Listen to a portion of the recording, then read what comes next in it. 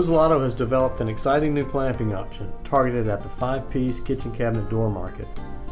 The clamps hold pairs of stiles and rails, and with your custom insert tooling, allows two parts to be machined simultaneously, doubling the production output and allowing left and right arched rails to be run together.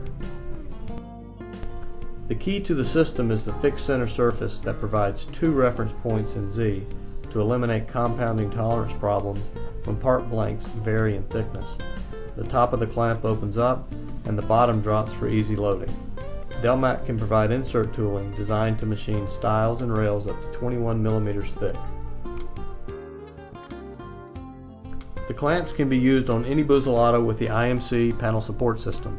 This means that even small shops that typically buy their doors due to the hassles and safety concerns of shapers can process cabinet box parts and 5-piece doors on the same machine.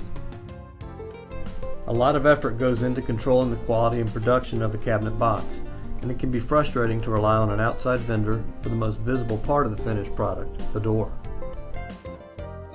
But this unique clamping system isn't just for the custom shop.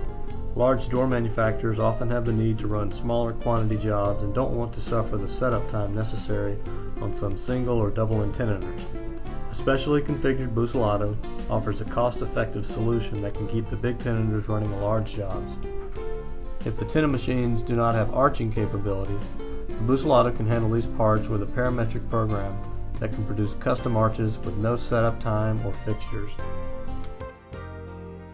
Delmac has developed a parametric program with variables for the length and width of the stiles and rails, the top rail arch radius, and other details to provide a powerful programming solution with Genesis evolution, standard on all Busellatos.